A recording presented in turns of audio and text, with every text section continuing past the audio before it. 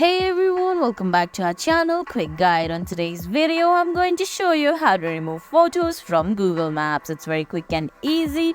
So let's get started. First, open the Google Maps app on your phone. If you don't have the app yet, you can get it from Google Play Store or the Apple App Store. Once you do that, launch the app, then sign in using your Google account.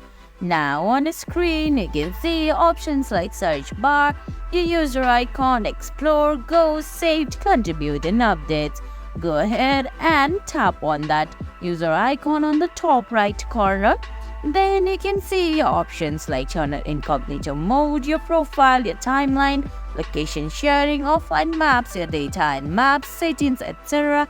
Go ahead and tap on your profile. Under your profile, you're going to see the photos that you have added in Google Maps. Just tap on the photo that you want to delete. Then on the top right corner, you can see a menu appearing. Just tap on it. Then you can see two options: edit caption and delete this photo. Simply tap on delete this photo and select OK. Now, and guys, that's it.